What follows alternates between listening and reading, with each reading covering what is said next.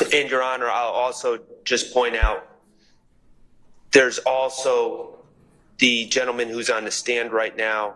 I think that we need to have a hearing regarding the admissibility of his testimony. I'm not looking at Mr. Steele's motion, but I do believe that we need to look at the co-conspirator exception to the hearsay rule and determine if that applies to the gentleman who is currently on the stand. The Honorable Douglas Weinstein filed an initial motion to recuse Judge Glanville. He did that on June 12th of 2024 in the afternoon hours. Good morning, everybody. Judge Glanville initially denied, he stopped proceedings and he denied that motion without referring it to another judge, and he made some findings of why he's denying it. On behalf of Mr. Williams, the Honorable, yes. Was there a written order? Shout out to Lauren. He file a written order. June the 14th. Okay. 2 days later. All right. And that was the Honorable Douglas Weinstein. Okay. The Honorable Keith Adams and I, on behalf of Mr. Williams, then filed a motion to recuse, but we didn't file ours until June 17th. It's Monday, June 17th. Okay. But the way I understand the case law is that once Attorney Weinstein filed that motion, which the Honorable Judge Krause eventually granted. Judge Krause in a written order dated, I'm going to tell you, July 15, 2024, granted Mr. Williams as well as Mr. Kendrick. Mr. Weinstein represents Mr. Kendrick. DeMonte Kendrick. That's Yak Gotti. So the way I understand the case law is everything that happened after the filing by Mr. Weinstein on June 12, 2024 is invalid. Okay. So if you would do me a favor and put that in writing and file it as a motion, and then I will add that to our pending list. Yes. And I don't want to, I appreciate you letting me know. I don't want to get into substantive argument about anything today because we don't have the parties themselves here. This is basically just a sort of status. So if you will file something to that effect, then I'll have that added to the list. But I appreciate that. Thank you. Yeah, I like Paige Whitaker already. She's getting into it. Something that's more than a status. We'll see what happens, though. I will withdraw it. Yeah, I mean, you can tell me, but I'm, not going to consider it. We're not going to argue it. But yes, absolutely. Go ahead. Understood.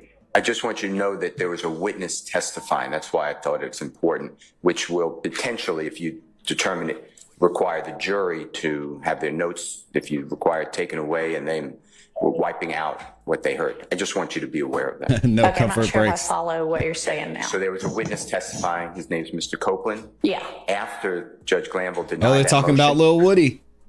The jury heard from a witness on the afternoon of of June 12th, June 13th, June 14th, and then June 17th. So I just want you to be aware. All right, I understand what you're saying now. All right, thank you. Other than that, those are This is live, yeah.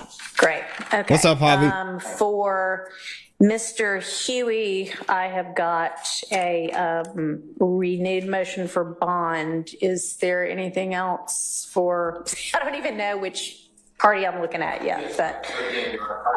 Okay. In your form, real quick, is Huey. That is the only motion that I've at this point. All right. So it sounds like they're trying to get some bond here. For Mr. Stillwell. So, Your Honor, the way that we had been operating under this case, under the Honorable Judge Glanville was something.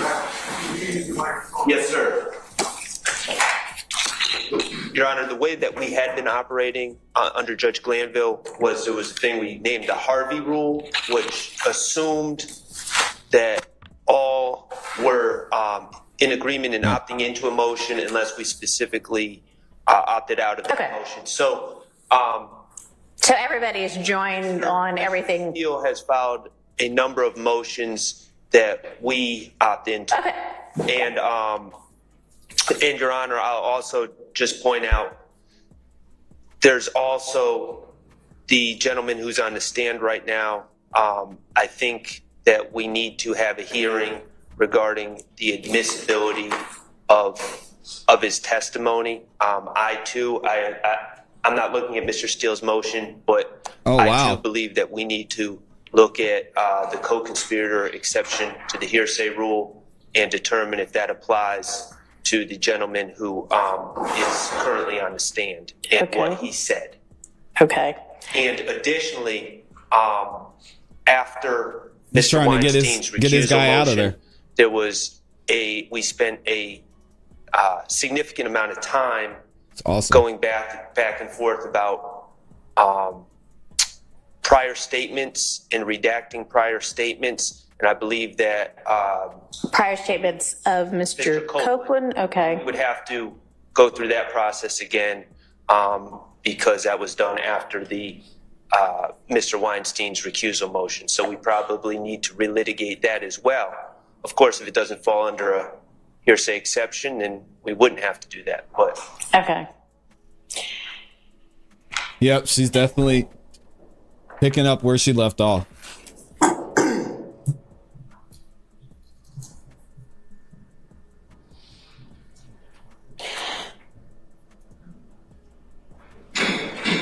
And with regard to I'll get into it in a second, question of the admissibility of Copeland's statements under the co-conspirator rule, is there a pending motion or was there an oral motion? Has there been a ruling? It's nothing yet.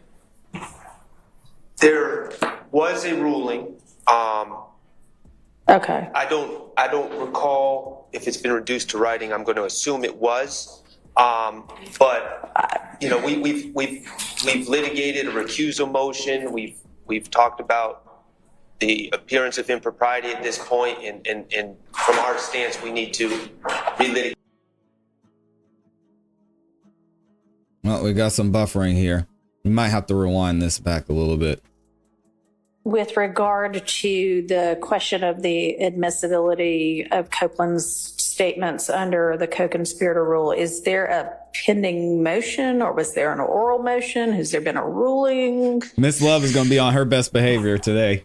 There was a ruling. Got a new court reporter too? I don't recall if it's been reduced to writing. I'm going to assume it was. But you know, we've litigated a recusal motion. We've talked about the appearance of impropriety at this point, and from our stance, we need to relitigate the substance, but just to educate. But is that what you're saying should be reconsidered? Okay. All right. Yeah, definitely. All right. I am not going to go back. I mean, this case has been going on for how long? 2+ 6 months, years. at least the trial part of it. And obviously I'm parachuting in and I'm just going to have to pick up from here and move forward. I cannot go back and reconsider every evidentiary ruling that's already been made. And I don't think that's what you're asking. I think you're saying because this witness is still on the stand. Okay, so now this is interesting because we talked about this a couple of days ago. We were wondering how far she was going to unwind everything and how far she's going to go back. It's looking like she may only be going back to June 10th. So that's something that we have to look into as well and see how much of this evidence she's going to have to look into. Because she's saying right now, hey, listen, I get that y'all have issues with all the other stuff that took place, but we're only starting from this point. So we'll have to see what she says moving forward. I don't know, Mr. Botts, if you were about to say, let's 50, 11 months. everything, but we're not going to be able to do that. Yeah, she said, I ain't doing that.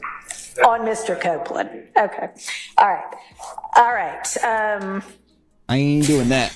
I don't blame her. And let's see, for Mr. Ryan, and I understand everybody's basically joined in on everything we've already talked about. Is there anything that's individual or in particular to your client that I need to think about?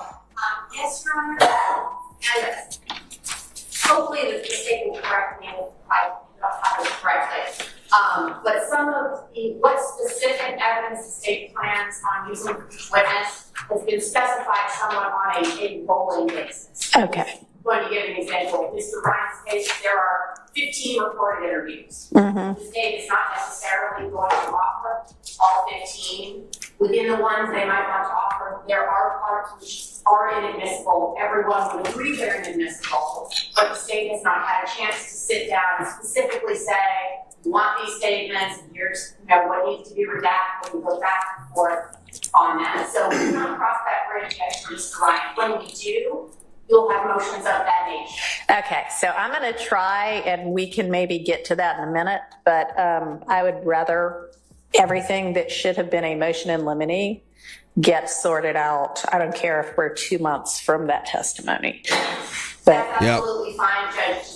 yeah. Describe it on a rolling basis is what. Yeah, well, to the extent we can stop that. That is interesting that Mr. Brown isn't try there. to get everything done. And if y'all want to know what the Harvey rule was that Max Sharp mentioned, the Harvey rule, as Judge Glanville named it, came about from attorney Bruce Harvey, who wanted to make sure his client was joined with another defendant's motion, objections, etc. Glanville didn't want to have all 6 attorneys file separate motions to argue the same thing. Okay. And then it also says, he explained to Judge the Harvey rule, for anyone who doesn't know, is basically that any motion file applies to everyone unless they specifically opt out. All right. Sharp also said there would be a hearing to deal with Lil Woody's testimony. And we heard that too, interrogations and videos. And that's from Joseph Papp, and then also from Kathy Rustin over on X. So shout out to them. But we'll see. We'll see. All right. Thank you. And then who else have I still not heard from? Mr. I will, y'all, in a couple of weeks, I'll know all of this, but I just honestly have not been following this case up until now. So, Mr. Harvey. Oh, wow. Mr. She said she hasn't been following the case at all. Y'all believe that? Judge Whitaker says she hasn't been following the case at all. I don't know about that one. All right, Judge Whitaker, whatever you say. And I may need you to yell. She said what? Huh? I'm sorry. Better? Yes. Per the What you rule mean? we've been operating under, we're all in on everyone else's motions, That's crazy. barring a on the record opt out. Okay. So we're in on everything because we have not opted out as of this point on any of those motions. Okay. There may be, I to be honest with the court, I wanted to see where we were today. Yeah, there you go, what Lauren. our plan was. She's not fooling anybody. There may be some additional motions that would be filed on behalf of Mr. Nichols, and perhaps other defendants.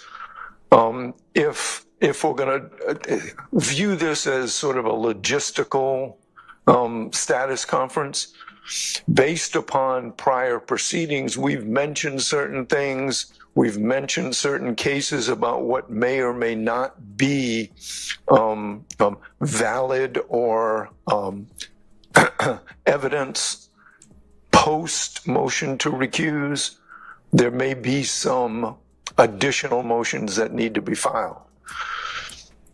So I would ask that on behalf of Mr. Nichols, that not only we're opting in, and we need to now think about whether or not there's going to be any specific opt-out, but to give us some time frame to file any additional motions based upon the unusual proceedings and circumstances in this case moving forward.